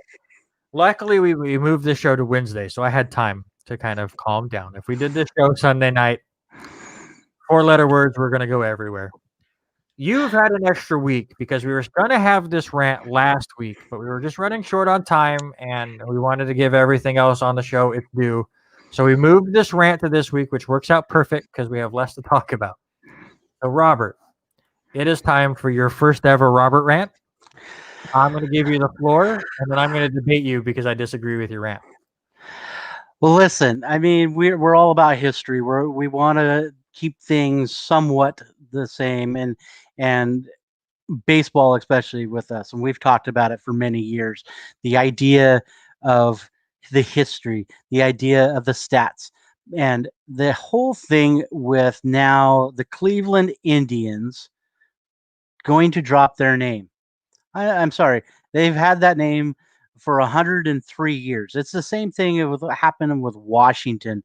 Washington takes it and goes ahead and changes. We're going to call it Washington Football Team. And now they're going to keep that name for next year. But when we have a team like the Washington Redskins that was made and came in 1932, and the history behind it, some really good players from Darrell Green, Art Monk, Joe Theismann, and some of those guys to play, and now all of a sudden we can't call them that name because somebody getting their feelers hurt. It's stupid. So now you turn to, just over a week and a half ago, 2 weeks ago, Cleveland decides that now we are going to change our name and drop the idea of the Cleveland Indians. Well, they're going to now decided that they're going to keep the name Indians for one more year. Oh my God, they have to have that name changed right away, but then they decide less than a week later, it's okay for one more season. If you're going to do it, do it. If you're not going to do it, let's keep things the same where they are. It has to stay somewhat with what we want to do for records. I mean, you and I are all about baseball records, home runs, and lots of things, most hits, but you're almost taking the idea of a franchise, two franchises over the last 2 years, to now we can't say their name. The history is starting to slip away of when this team actually came in. I just don't understand. Somebody got their feelers hurt. I'm sorry. Wipe your nose, wipe your eyes, get over it. That's what it is. It's become a point of one thing that's just kills me right now too is we're all given a participation trophy, whether or not you're bowling, whether or not you're playing football, coaching football. We want to give this little, here's your award for participating. There's winners, there's losers. Let's get off of it. I'm sorry your feelers got hurt, but they're the Cleveland Indians. That's what they've been. That's what they've been for a lot of years. Keep it that way and just move on with it. I'm sorry your feelers hurt. We started getting two different rants there all at the same time. Well, yeah. Hey, save some rants for later, Robert. It's just stupid. I'm going to disagree with you. I understand that you're upset for the reasons that Washington is no longer the Redskins and that Cleveland will no longer be the Indians at some point. I understand that the reasoning might upset people, but teams have changed names forever. I'm a Jets fan. They used to be the New York Titans. I don't think anyone was butthurt when they changed to the Jets. I'm a New York Yankees fan. They used to be the Hilltoppers. And before that, they were the Baltimore Orioles. Before the Baltimore Orioles were the Baltimore Orioles. You're a Baltimore Ravens fan. I was waiting for you to go that way. They used to be the Cleveland Browns, even though they don't want to take on that history. All right. teams change. I get more upset when they change their first name. I get more upset when the San Diego Chargers become the Los Angeles Chargers, or the St. Louis Rams become the Los Angeles Rams, or the Colts go from Baltimore to Indy. I think that is where I get more upset, is because you are taking a franchise from a community who has banded around your team. Businesses have grown because of your team, and you're going to move it to another location. I get more upset about that. I have joked around, and I am still surprised that it hasn't happened yet. But all of these teams change their stadium names for millions of dollars, right? What is Safeco Field now? Lumen. Oh, Safeco is now T-Mobile. But T-Mobile. they I also still call it Safeco because that's just what's in my mind. well, that's the same with Seattle now. They're Lumen. It's Lumen, Right. not Quest now. So when do we get to the point where these professional teams realize we could make millions of dollars if all of a sudden Amazon sponsored us and we were the Seattle Amazon,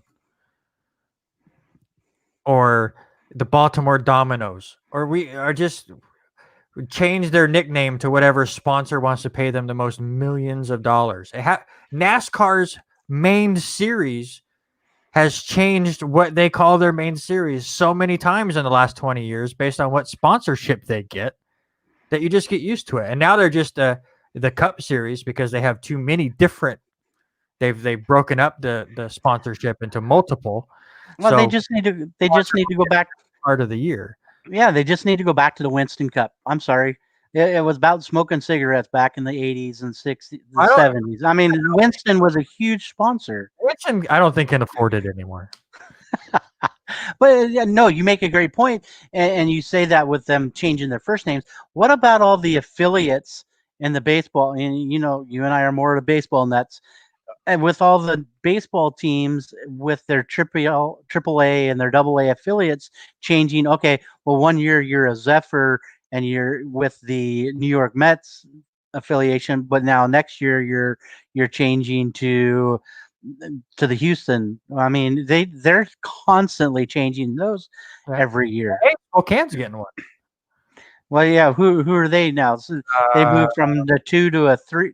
Colorado that they're with. Yeah, and they've been with different organizations over the last few years. I mean, I had the opportunity to watch the New Orleans Zephyrs back in 2007, and they were a New York Mets affiliate. And I got to watch Sandy Alomar on a rehab assignment, and Fernando Tatis, not Junior, Fernando Tatis, play one of his last games as a AAA star.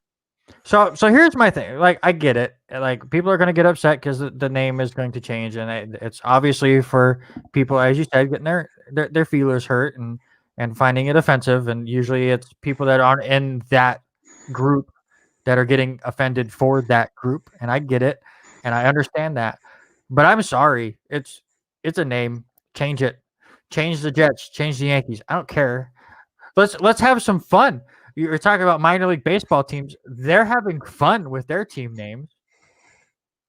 So just looking up some of the best minor league baseball teams, and just to give Cleveland some ideas for when they finally do change from the Cleveland Indians. They could be the Cleveland Biscuits.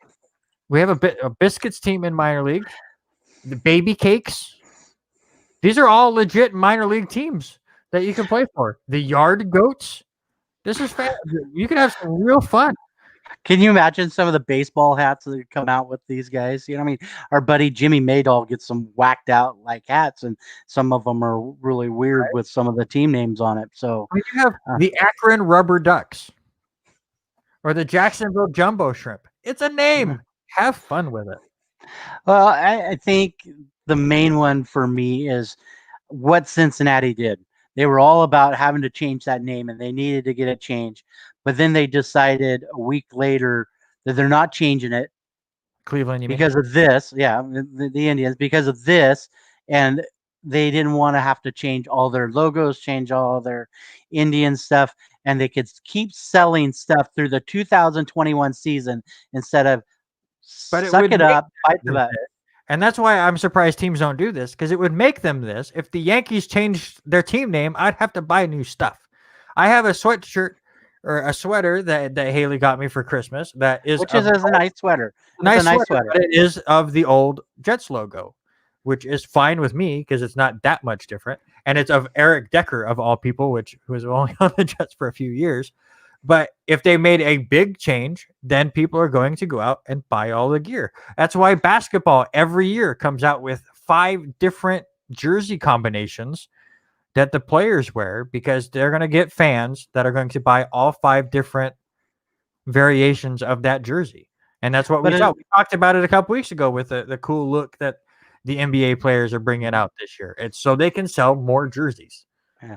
But I mean, it's the and I say this, it's the iconic NY on your hat. It's the iconic Cougar that's been the Cougar logo's only changed a couple of times. You look at and Baltimore's only been there since had this affiliate since '96. They've only changed their their design twice. It was the full face logo of a raven now to the side face. But you look at some of these ball clubs, they're just changing this all the time. Cleveland has set the same C since like the 1920s. It has not changed. And then that's one thing that I think I'm more into the history. Maybe it's because Yeah, I'm older and it's just I that get it. I have that instilled that it's about what we had in the past and where we're at. So, I mean, I think that's where, I'm with you, but I would rather that history stay in the city. Like the nickname of a team doesn't affect me as much as the location of that team. yeah, bring back the Seattle Supersonics. I'm just saying, bring back the Supersonics. They're talking about expansion in the NBA, and Seattle is one of those places. There you All go, right, Microsoft. Microsoft to sponsor them. right. All right. Let's go from one rant to a big argument. It's not sports related, but we're going to have some fun here. I wanted Robert to give me his top 5 Christmas movies of all time. And I'm going to let Robert go first because Robert has already told me he hates my list. And Well, we'll get no, into no, it. No, don't spoil it. I so two of mine are only hour-long shows, and I think it's just because of growing up um, and watching it. Charlie Brown Christmas, Rudolph, I mean Frosty. Those top three, those are three that you got to see every year. They were on TV. You look forward to sitting down watching them. It's a movie, TV show. I'm gonna give you a coin flip. If you tell me no, they're no. But those are the ones I'm gonna put there. But I'm going to allow yours because mine cross a whole different fence. hmm um, I'm gonna say Christmas Story. I love the Christmas Story. There's so many different versions of the Christmas Story. That's the tough part. I mean, you've got the newer version. You got Hold on. The wrestling that's going on behind you right now in the bottom left corner of your TV screen, AEW, they're doing their own version of A Christmas Story. Okay. Well, what's funny is that was the Boston Celtics All right. and I think I've convinced the wife. I'm hoping she's gonna watch the show later. But I told her, I said I figured out the dish will let me play four screens. I need a bigger TV. She Yeah. told me I found a 70-inch, so I don't know. That's Hey, they're talking cheap. about moving some. So I Yeah, will no say this kidding. about The Christmas Story. It's a fine movie, but TBS has run that movie into the ground. I am so tired of the 24 hours of A Christmas Story. I don't even watch it anymore, but I'm just tired that they do it every year. And well, it depends, but it depends on which Christmas story it is. I mean, they've got so many remakes of the Christmas story, I think and it's which one? not anymore. Yeah. Um, I have to have Elf at number 4. I love Will. Will is great. I came home last night and the granddaughter and the wife were talking and watching Elf, so that's got to be in there. By the way, before you keep going, I'm hoping Paul's still watching because I want to know what his top 5 are. Paul, if you are still out there, please let me know your top 5 Christmas movies, please. Uh, my number 2 has to be Miracle on 34th Street, and my number 1, It's a Wonderful Life. Yes, I'm more nostalgic. That is my list. I got Charlie Brown, Rudolph, and Christmas Story, but Elf, Miracle is my only newer one.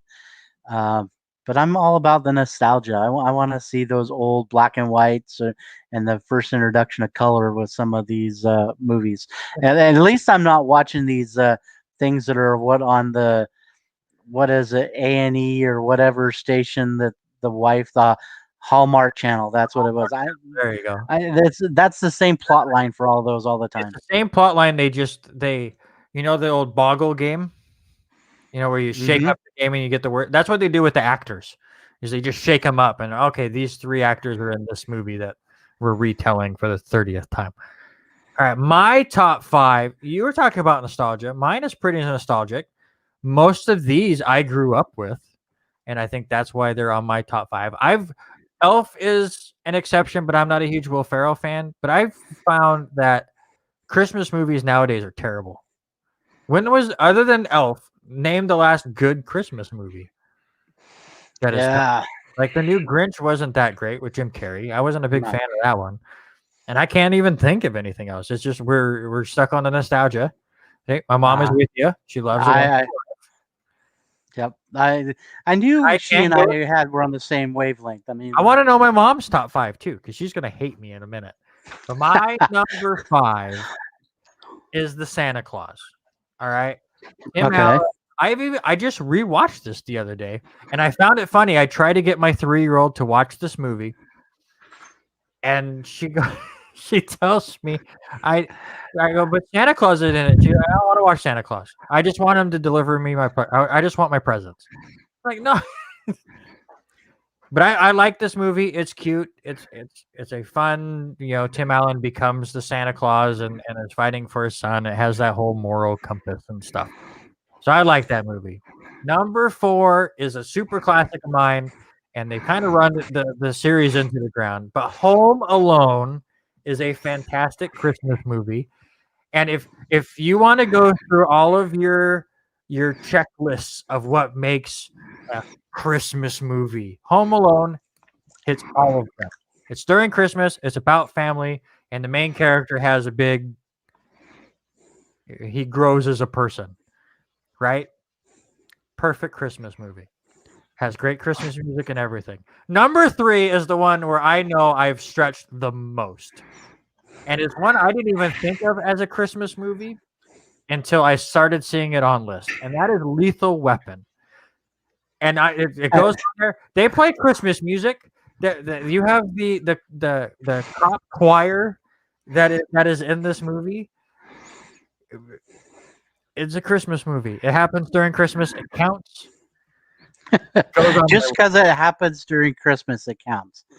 Yeah, That's like saying you're gonna start adding all these Hallmark movies to your Christmas list I would never because they all never happen at Christmas.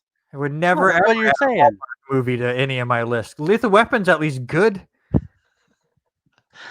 Oh my lord! All right, number 2. You can argue Lethal Weapon. Okay, I get that. You can. That's the only one on here you can argue. You cannot argue. Oh no, I'm. You cannot argue Gremlins. A Wonderful Life, which you love, is in that movie. They show scenes of A Wonderful Life multiple times in that movie. There's a whole scene where the main female character is talking about why she hates Christmas, and it's because her dad got stuck in the chimney when he was trying to be like Santa Claus, and they didn't realize he was up there till he was dead. All right? So it has everything to do with Christmas. It's a fantastic Christmas movie. Hulk Hogan is in it. I think you asked me, and the reason I'm going to disagree is you asked me when was the last time I watched that movie, and I think I told you 1986. That's okay. I think I was 12 years old was the last time I saw that movie.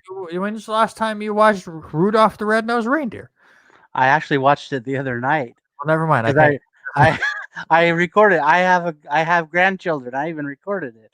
I have it saved on so we can watch it tomorrow night. So, all right, but you can't deny Gremlins Christmas movie, and neither can you deny that Die Hard is the greatest Christmas movie of all time. No, absolutely. Die Hard is not anywhere in that. It happens. No way. He's at a Christmas party. Okay, the whole movie takes place at the Christmas party. And again, if you wanted to use the whole excuse of it's about a main character growing as a person, Bruce learns how to be a better husband in this whole movie, and how much he loves his wife and doesn't want her banging her coworker dude. It's a great movie. It's number one Christmas movie of all time. Die Hard. No. Number one. I want to know your anyone still out there listening. I agree, Gloria. I need her top 5. I need her top 5. And also, Mom, when do you want us over tomorrow? She probably won't let you over there tomorrow. Drop the kids off, Steve. Yeah. Come on, Die Hard number 1. You can't tell me that that's the number 1 movie. The number 1 Christmas movie. It's close. It was close with Gremlins. Oh, the top 3, not anywhere close. Go watch Gremlins and tell me it's not a Christmas movie. All right. So this week in sports, let's go. Well, I've got Paul's list here. I'm going to share Paul's list, and then we'll get into the top. His is A Christmas Story. It's a Wonderful Life. So he's right on the same. I don't believe Paul telling you this story. He's not. He didn't put it here. I will send you the text here. I will send you the text. It's right here. He's got it. I don't know. It says A Christmas Story. It's a Wonderful Life. And then he says Planes, Trains, and Automobiles. See? Yeah, I'm sure for the exact same reason I picked Die Hard. All right. Oh my God. I don't think he did. He only gave me 3. No, and now he just types in Gremlins and Die Hard. I'm like, really? Him and I were on the same wavelength for like the first 2, and then he kind of dropped off a little bit. I have nothing against those 2 movies that you have both listed. They are fantastic movies. I just like action in my Christmas movie. All right. And my mom says I can't have the remote. I never have the remote over at her house. It's okay. All right. This week in sports history. Let's go. I'm glad we had some fun with that segment. Yeah. All right. This week in history, December 16th, Jack Dempsey KOs Carl Morris in 14 seconds back in 1918. Buffalo Bill O.J. Simpson becomes the first running back to rush for over 2,000 yards back in 1973. In 1991, the Cleveland Cavaliers won the NBA's most lopsided game by 68 points. December 19th, 1984, Wayne Gretzky, who was 23 at the time, is the 18th and youngest NHL player to score 100 goals. December 19th, 2018, the Houston Rockets set a NBA record for 26 three-pointers in a game and defeat the Washington Wizards 136 to 118.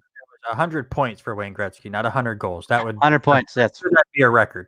Yeah, 100 points. Yep. Sorry. We talked a little bit about the Seattle Supersonics. The NBA awards the Seattle based franchise back in 1966, and they start their first season in 1967.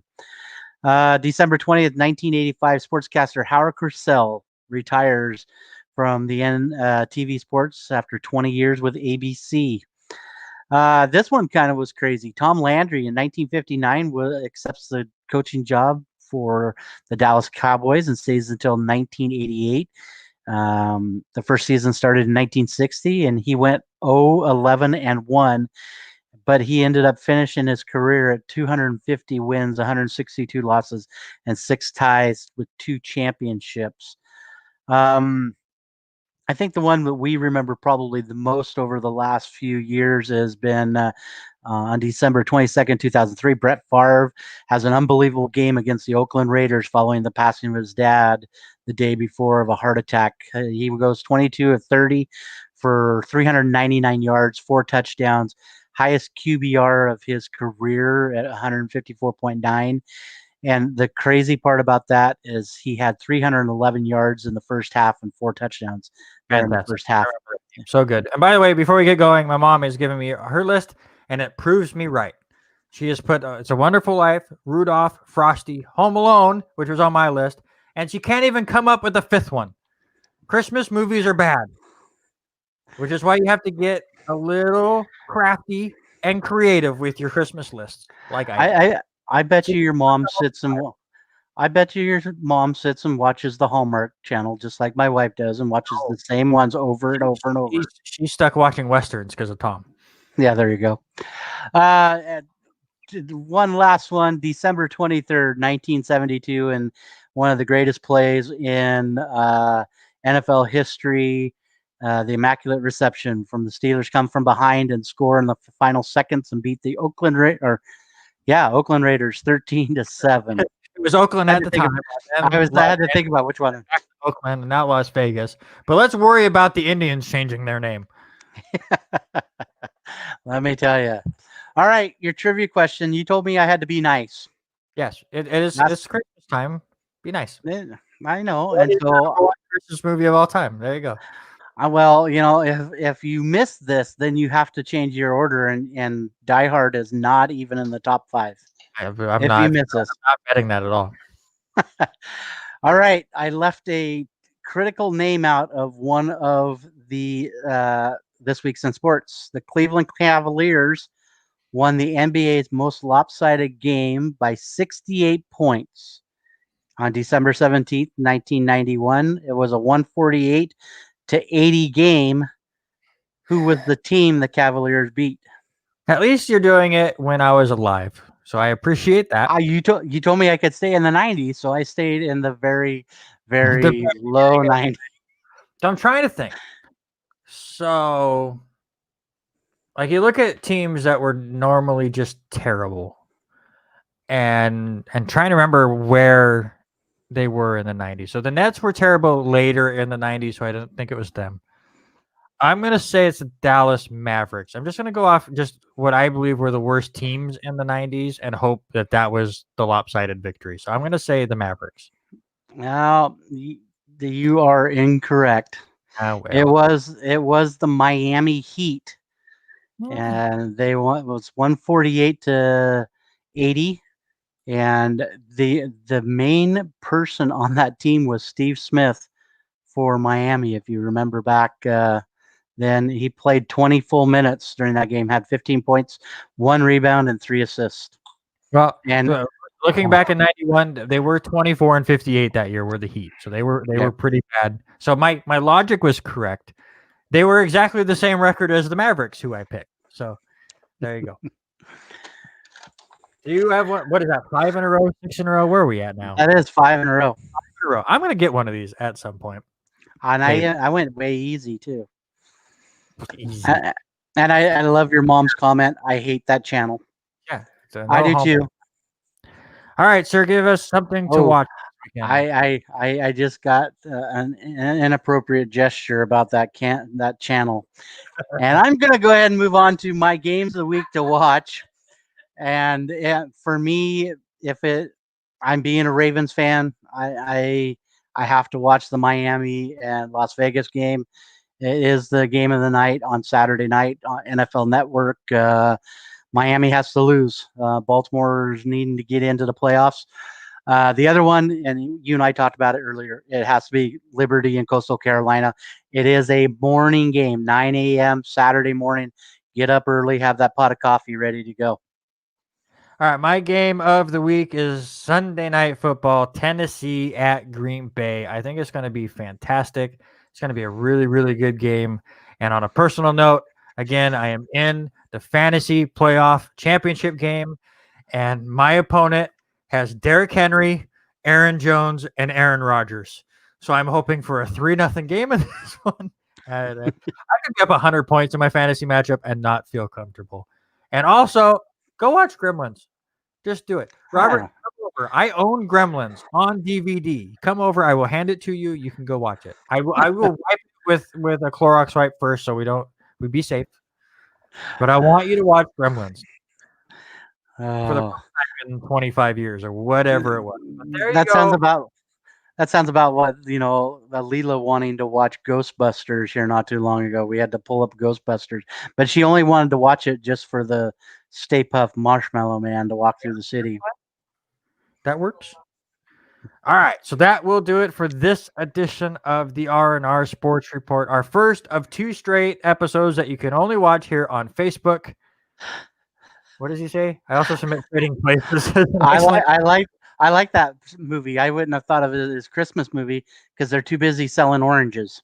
All right, so we will be on Facebook and YouTube next week as well on Tuesday on our normal time. I hope you guys all have a fantastic holidays, a Merry Christmas, and we will see you for the last episode of the R&R Sports Report of 2020, guys. We've made it. We're almost there.